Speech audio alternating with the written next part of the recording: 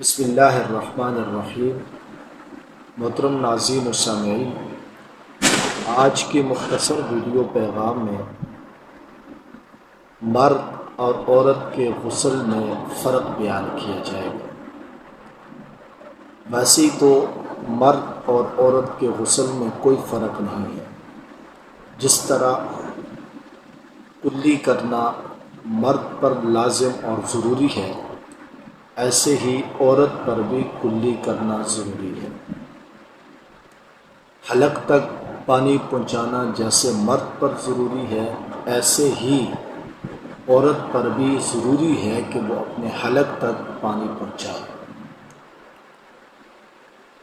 ناک میں پانی ڈالنا جیسے مرد پر ضروری ہے، ایسے ہی عورت پر بھی ضروری ہے کہ وہ ناک کے نرم حصے تک پانی پہنچائے۔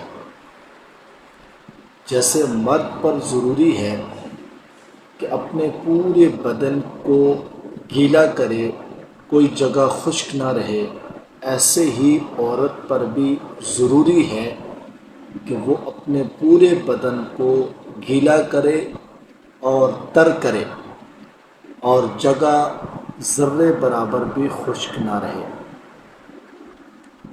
پھر مرد اور عورت کے غسل میں فرق کیا ہے؟ صرف ایک فرق فقہا نے لکھا ہے، وہ فرق یہ ہے کہ عورتیں اپنے بالوں کی مینڈیاں کھولنے کے بغیر غسل کر سکتی ہیں۔ صرف اپنے بالوں کی جڑوں تک پانی پہنچا کر وہ غسل کر سکتی ہیں۔ شریعت نے عورتوں کو اجازت دی ہے وہ مینڈیاں نہ بھی کھولیں، اسی طرح غسل کر لیں، ان کا غسل ہو جائے۔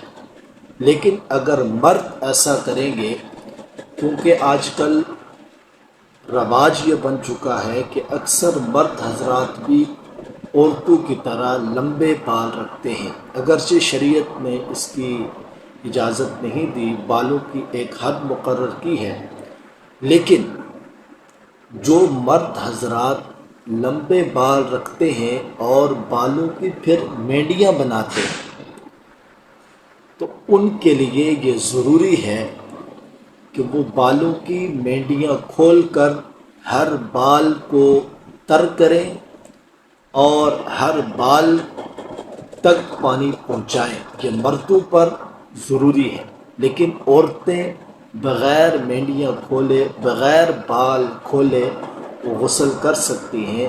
شریعت نے عورتوں کو اجازت دی ہے۔ یہی ایک فرق ہے مردوں اور عورتوں کے غسل میں، باقی کوئی فرق نہیں ہے۔ اللہ تعالیٰ سے دعا ہے کہ ہمیں شریعت کے مسائل کو سیکھنے کی، سمجھنے کی اور سمجھ کر ان مسائل پر عمل کرنے کی توفیق عطا فرمائے۔ جزاک اللہ خیر۔